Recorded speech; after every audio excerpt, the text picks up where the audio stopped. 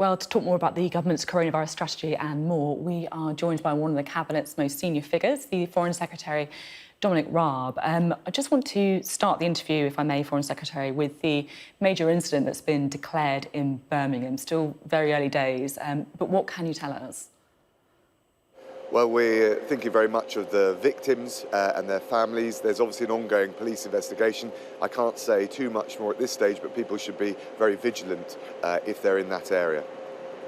OK, of course, we'll be updating everyone on that story on Sky News as it goes on. Now, I just want to get your reaction to a few of the things that Devi Schroeder was saying in the interview just before on coronavirus. She said that she's got some concerns about people going back to work at the same time, that children are going back to school, and also the importance of a solid test and trace system. But if you look at the most recent statistics from NHS Test and Trace, only 30% of people coming into close contact with someone who's tested positive are not being traced.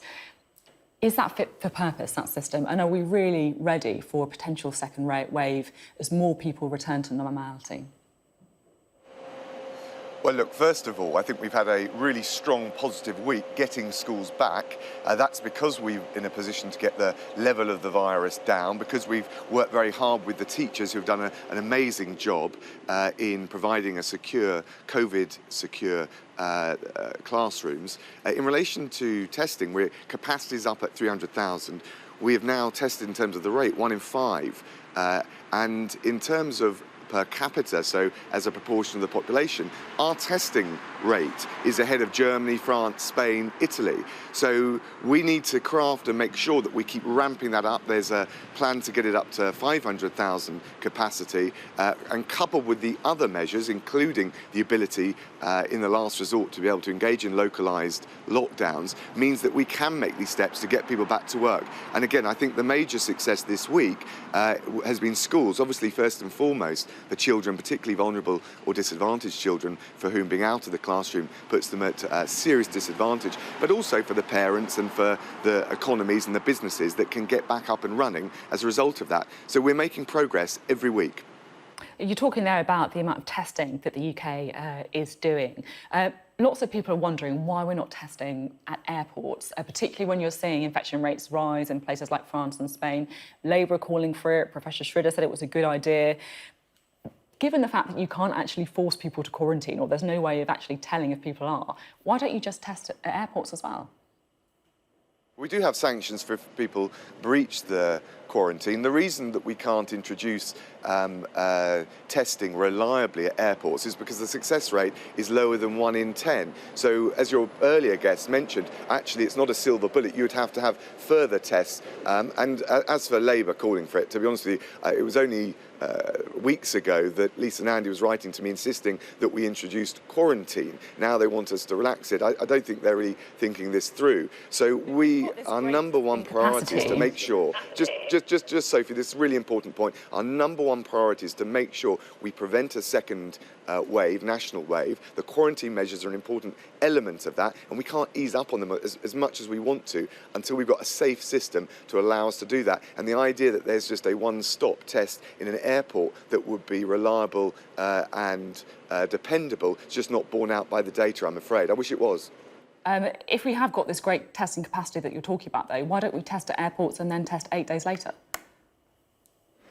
Well, we can look at that and we keep it constantly under review, but that will be subject to the same challenges that you've mentioned in relation to quarantine. So we can think about the system, and we would like to put in a fail-safe system, but until the point at which we can, we're not going to risk reviving or reinfecting the United Kingdom with the virus when we've got to this very important stage with schools going back, with businesses going back, with more jobs being announced. Amazon announced 7,000 new jobs this week, Co-op 1,000 more this week. I thought an interesting reflection of consumer habits, but part of the economic bounce back. We're not going to put that at risk by relaxing quarantine or any other measures which are critical to our ability to control and keep suppressed COVID-19. You're talking about the focus on preventing a second wave and how to keep COVID-19 suppressed.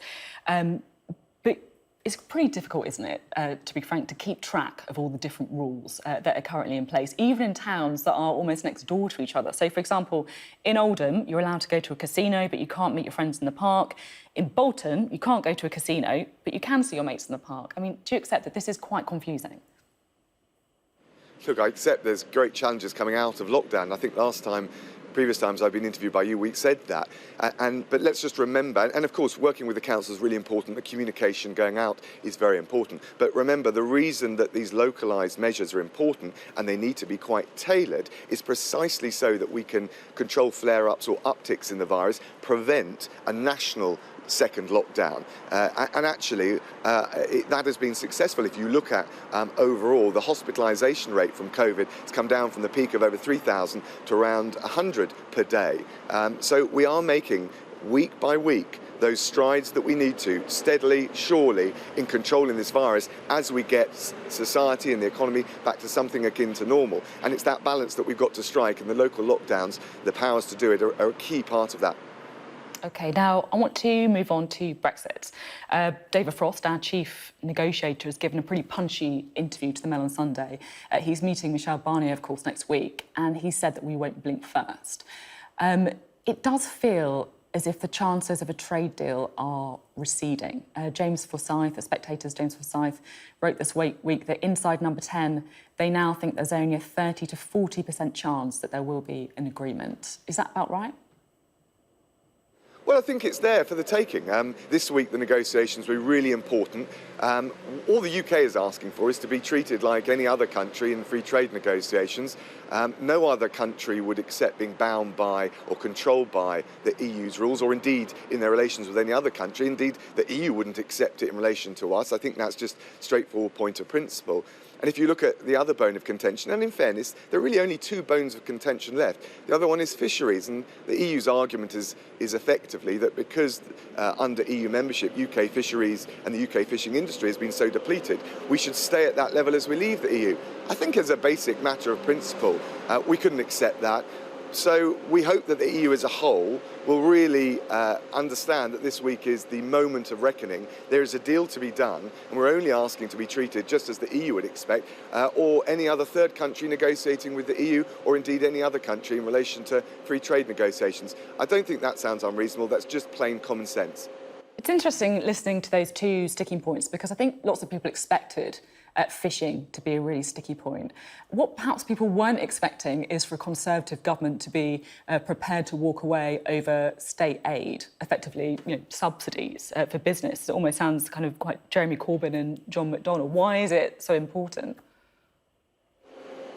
Well, you're absolutely right that compared to, frankly, some of the continental approach to state aid and subsidies, that's not something that I think this government, certainly under the Conservatives, is expected or should realistically or credibly be worried about. I don't think the EU should be worried about that. But the point of principle is we can't allow, as we leave the EU, for the EU to control our rules. And we've given all sorts of reassurances. We're happy, as, for example, with the Canadian Free Trade Agreement, to adhere and affirm the global standards. But all we're saying on this and everything else is, why would we accept the EU treating us in a way that it would never allow, or indeed no other third country that isn't trying to join the EU would expect in free trade negotiations, or indeed any other country around the world negotiating with its neighbours or regional partners would expect. So the only question is why we should be treated with such double standards. And I think that's a point of principle, and Lord Frost has, I think, negotiated very carefully. As I said, we've actually got the issues boiled down to two outstanding bones of contention. There's a good deal there for the EU. We'd love to do that free trade agreement. If not, we'll fall back on Australian-style rules. And I think this week is an important moment for the EU to really effectively recognise that those 2 points of principle are not something we can just haggle away. They're the very reasons that we're leaving the EU, but we want a positive relationship, and the arm of friendship and goodwill is extended. It's up to the EU to decide whether they want to reciprocate. So you won't haggle away the ability to intervene on the state. Last year you wrote, Jeremy Corbyn and John McDonnell offer a deeply damaging and counterproductive economic policy agenda. The Conservative answer to this problem should not be the big clunking fist of state intervention. But now you're willing to walk away from a trade deal with the EU to protect your right to intervene? No, Sophie, but what you've done brilliantly is encapsulate why that is a democratic debate on those issues.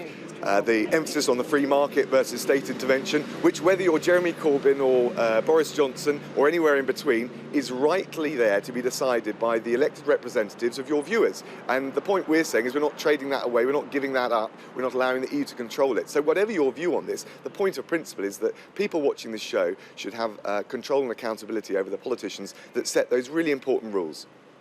Flattery will get you know on this programme, Mr Raab, you should know that, obviously. Now, I want to ask you about a story on the front page of the Sunday Telegraph today about Extinction Rebellion. It's saying that the government is looking into whether they should be reclassified as an organised crime group after they tried to disrupt the newspaper printing presses. Diane Abbott, earlier on the show, said that actually what they were doing was legal. It's in a tradition of direct action, including the suffragettes. Is it true that the government is thinking that they should be classified as an organised crime group? Well, we always keep all of our laws under review, but I think actually the laws are in place to take relevant enforcement action against criminal behaviour. I'm astounded at Diane Abbott's remarks. The idea that it is right to damage property or intervene with a free press in the name of progressive protest is, I think, perverse. And actually, I think it's damaging to the cause of climate change.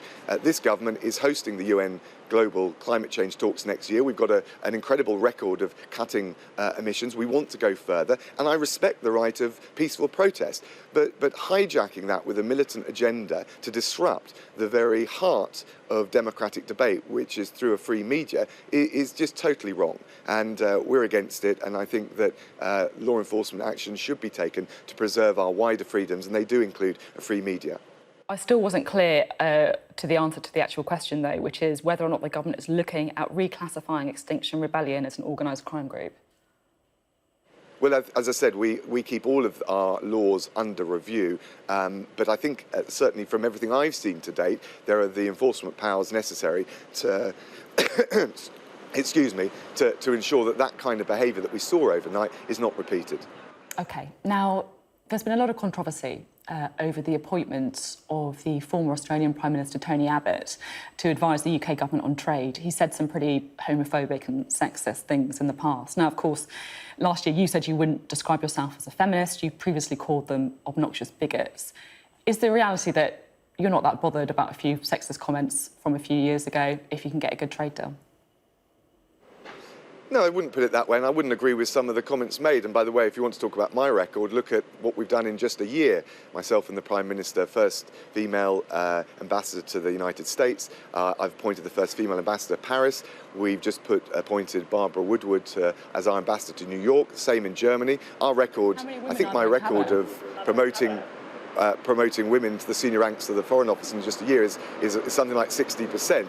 But what I would say about Tony Abbott is this. Look, he's former elected Prime Minister of Australia.